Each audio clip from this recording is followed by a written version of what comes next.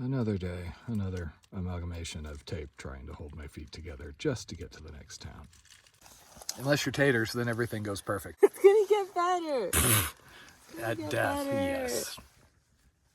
I am pretty sure that we just camped in Idaho and went to dig a cat hole in Montana. So 20 miles into Leadore this morning, it looks like it's mostly going to be on this road. Which usually roads have been easy going, but we had a fair amount of climbing after the water source last night. The weather has been cooling off a bit. Forecasts I keep pulling claim it's going to be down in the 30s at night.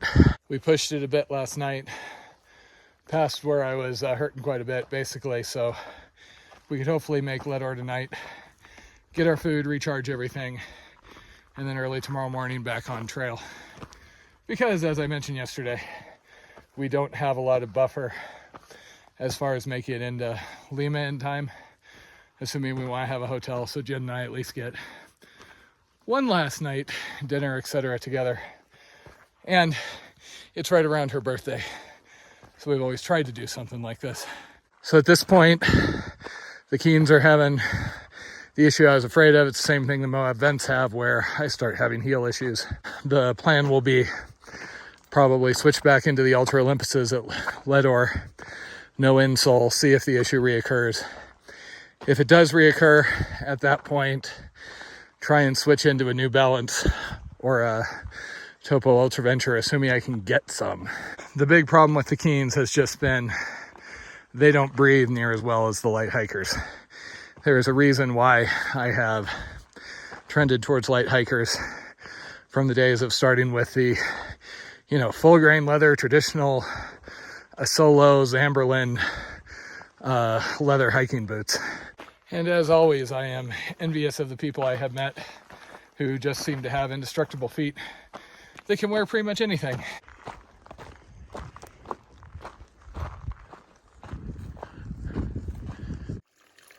Most of the springs here have had tons of flowers blooming all around them. We've been really appreciating that.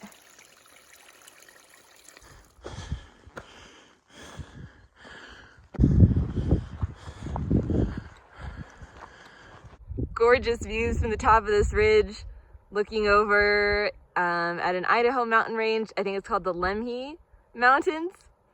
And then down a little bit farther to the south, somewhere over there, is Mount Bora, the high point of Idaho, which both Matt and I have hiked up to the top.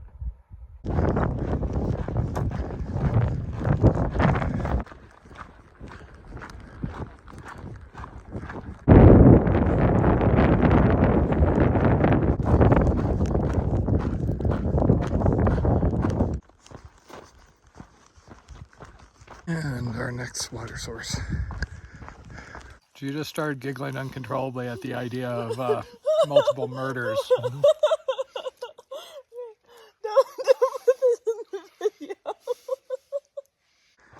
We aren't going to do a lunch stop today since we are kind of time sensitive on getting into Leadore. We were able to contact a trail angel, not a trail angel, prone to discharging firearms out of his car at random animals, and we think we have a ride in.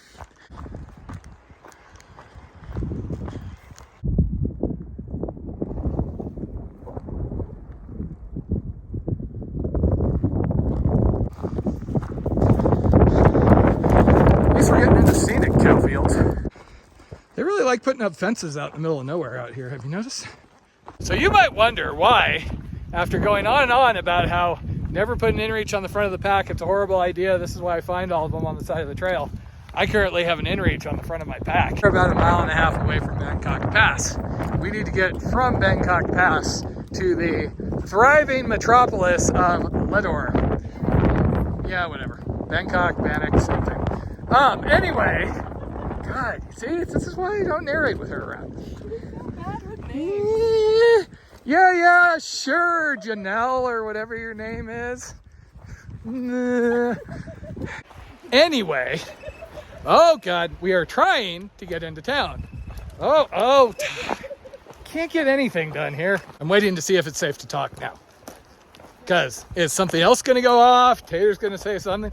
Ooh, maybe she'll get like attacked by a moose. That would be kind of cool. Anyway, we're a mile and a half out from whatever the hell the pass is. It starts with a B.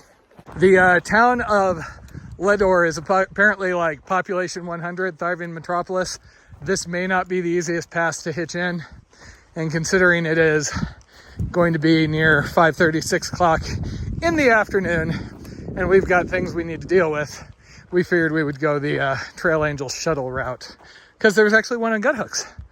And we have now texted him via InReach because, of course, now that we need reception after having reception most of the day, Tater's calling him from the top, now we have no reception. Still, having the InReach on like this, horrible idea.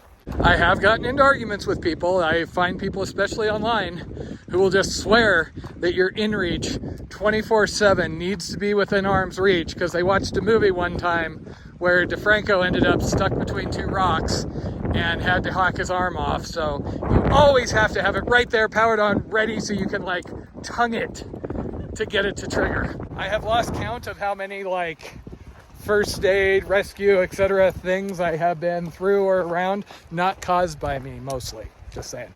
It has never been a case where, oh no, it's not right there, I can't get it. I keep mine buried in my 10 essential bag because it's my 10 essential bag. I always have it with me. And if something really goes wrong, I'm probably okay digging into that. If I'm going to bleed out before I can get that out and hit the button, I probably ain't surviving long enough for anybody to get out and help me, just saying. What makes Taters laugh so much? Memories of me in pain on the PCT. She told me to deal with it rather than letting me go into town at one point in Oregon. That is functionally what you said. You said your intent was different. And I do believe that is our trailhead. Now we see if this is a more reliable trail angel than some of those on the AT. I think I had, what, like 5 different occurrences where we had a booked shuttle, paid shuttle, and the person didn't show up. Granted, it was the AT, so in at least one case, there just happened to be another shuttle driver sitting there, and so she just took us in. And we saw a dust trail. We think we may have a ride. Or it could be the local sheriff who has apparently been picking up hitchhikers and giving them a ride to town, which sounds pretty good, except per the comment, he was checking for warrants, and I guess that is a bigger issue than you'd think for some fellow thru hikers. What have you been doing, Blondie? I am glad we got a trail angel for this, because this road does not look good for him. Yeah, some people said they got a ride in 30 minutes, some people said they were here for hours. Granted, I think it does take, you know, a cruel streak to not pick up somebody on a road out in the middle of nowhere, because you know they're going to be there for like the next 7 hours in the heat. Versus if you're on the side of the 15, like we were outside of Butte, you're just like, ah, the next person will get them. And that happens for like 300 cars. That's true. Somebody else's problem effect.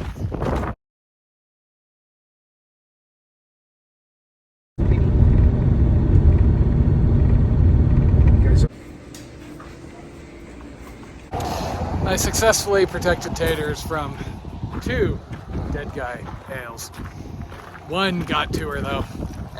It was a rough fight. Oh, it was good. So good. Welcome to the majesty that is downtown Leadore. But they had a restaurant, so it's all good. Now we get to walk a distressing amount and then camp in a windswept open field. So, and there is laundry outside the apartment building here. So they basically make this park available to hikers. Since this is one of those stops that's kind of hard to miss. All right, we are fed, got laundry done, and got a pretty nice spot at the city park for tonight. Had an absolutely gorgeous sunset, and gonna go get a hopefully very hot shower and then settle in for the night. Home sweet home for the night.